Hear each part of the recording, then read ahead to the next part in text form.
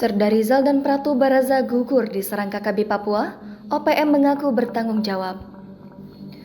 Dua anggota TNI gugur di Papua pagi ini, Kamis 27 Januari 2022.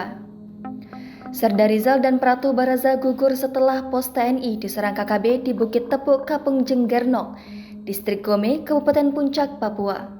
Keduanya merupakan prajurit Batalion Infanteri Raider 408 Subrasta. Batalion Infanteri Raider 408 Subrasta adalah satuan organik di bawah kendali Kodam 4 Diponegoro. Prajurit Batalion Infanteri Raider 408 Subrasta diberangkatkan Pangdam 4 Diponegoro Mayor Jenderal Rudianto ke Papua 16 Agustus 2021 sebagai Satgas Pamtas Penyangga RI PNG selama 9 bulan.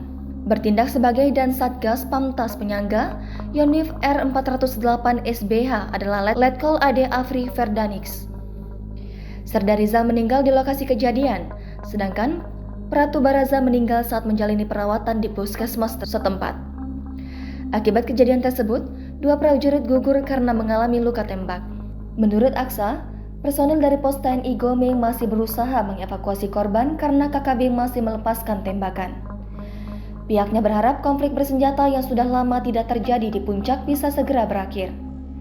Pasca penyerangan ini, Organisasi Papua Merdeka mengumumkan pihaknya bertanggung jawab atas serangan yang berujung gugurnya dua prajurit TNI di Distrik Gome, Kabupaten Puncak, Rabu 27 Januari 2022 pagi.